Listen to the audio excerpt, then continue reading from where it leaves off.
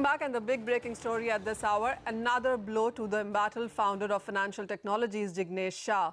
The CBI has arrested him in connection with the MCX-SX case. Jignesh Shah is out on bail, remember, after he was arrested over the 5,600 crore scam at the National Spot Exchange. This is the second major blow now. The case pertains to the alleged irregularities in the grant of license to the stock exchange MCX-SX.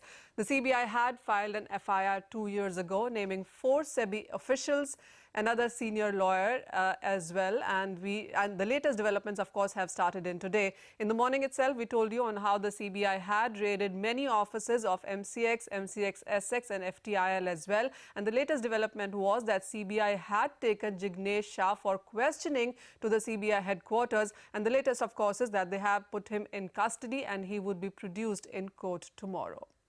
Joining us now is a senior lawyer, Majeed Memon, and to get his views on the same. Mr. Memon, hi, thank you so much for joining us, sir. What's the sense do you make of this and, the way it has evolved? Because for the longest time, we did not hear anything about the case. And with the latest CBI raids and the arrest, what's the sense that you're getting out of this? Well, this NSEL scam investigation has been on for a fairly long time. Yes. A few years have since passed. And this particular crime with regard to some impropriety in securing license also relates, if I mistake not, to 2014 when the FIR came to be registered. In the meantime, after 2014 till today, Jignesh was arrested twice, once by EOW, another again by ED, and now third time he has been arrested by CBI. Now, naturally, he will plead before the court tomorrow when he will be produced for legitimizing this arrest under Section 167 of Criminal Procedure Code. He would be contending that a person cannot be arrested with regular interval for same or incidental offences. You know, the question will arise as to whether CBI did not know when the crime was registered way back in 2014 and this man was already in custody. He should have been interrogated on this aspect also at that point of time, which they did not do. Now, this is forbidden by law, and Supreme Court has expressed its anguish that the liberty of a citizen cannot be curtailed by way of some vindictive approach or to humiliate him or to cause loss of reputation or something of that kind. But at the same time, in the same breath, I must tell you and your viewers that, well, this seems to be a very complex crime. And this is connected with NSEL, and NSEL had so many loose threads, and it definitely needed a lot of homework for the investigating agency. They need to defer arrest at times and then make arrest at appropriate time. But then one thing must be understood, that arrest is not a part of punishment. And he could be kept in custody for some time for the purposes of facilitating furtherance in investigation, but then he could be bailed out thereafter. But, Jignesh Shah wasn't the only name, because as we've been showing on the screen as well, some ex-CBI officials and also some other big names have been involved in this.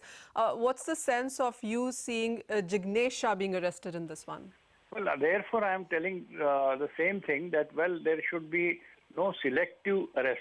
There should not be vindictive approach in the matter of investigation. You have to arrest a person only if you cannot go without arrest. And arrest is the last resort. Look at 1994 Supreme Court in Jogendra Kumar, where Supreme Court has warned policemen or any investigating agency against arrest, because arrest is always feared to be something punitive, which is not the correct position. In our criminal justice system, our criminal jurisprudence does not consider arrest as a part of punishment, as I said earlier. Mr. Memon, do stay on with us. We also are now joined by Mr. KTS Tulsi, who's a senior Supreme Court lawyer as well.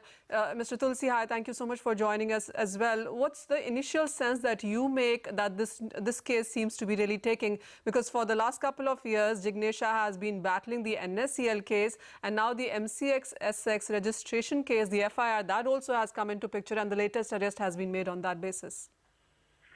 See, I don't know until one studies the FIR, the charge sheet, It's difficult to comment, but I should think that earlier, when the arrest took place, they said that there is a systematic and premeditated fraud of the commodity market in the National Spot Exchange. Now, I understand that this was a very broad kind of a conspiracy that is alleged. Now, if you discover some other piece of evidence, it doesn't entitle you to register another FIR. There can't be multiple FIRs in a case. And when he was arrested in that case, he was also granted bail in May of 14. Now, how can he be arrested again on the same facts, either in the same FIR or in a different FIR? That will be complete abuse of the process of law.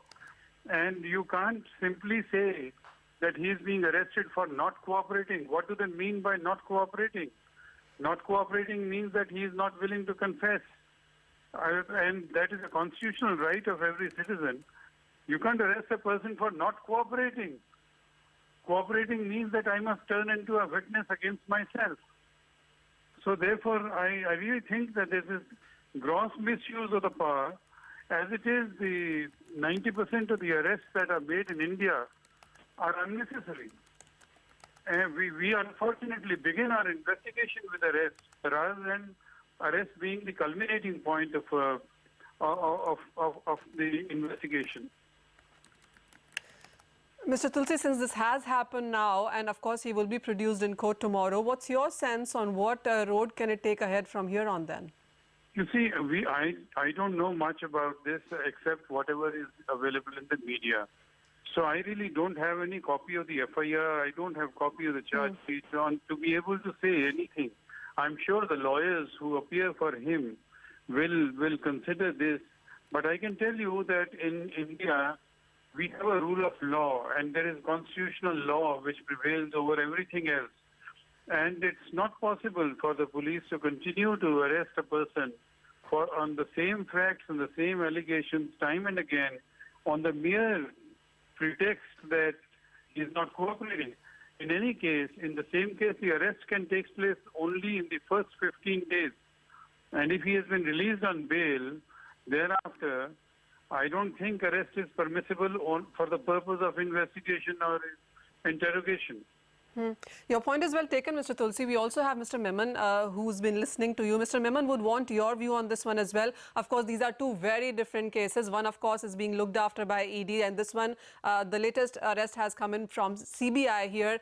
But would you again go with the same point that a frequent arrest cannot be made, or do you think I must tell you one thing. Mr. Tulsi, as he fairly concedes that he has no information with regard to whether he has been arrested in the same FIR. He has not been arrested in the same FIR. No, yes. Yeah. The information is that this FIR for which his arrest has taken place today is the FIR which was registered in 2014. And remember, mind you, that from 2014, after the coming into existence of that FIR, this man was arrested twice by two different agencies of the same government of India.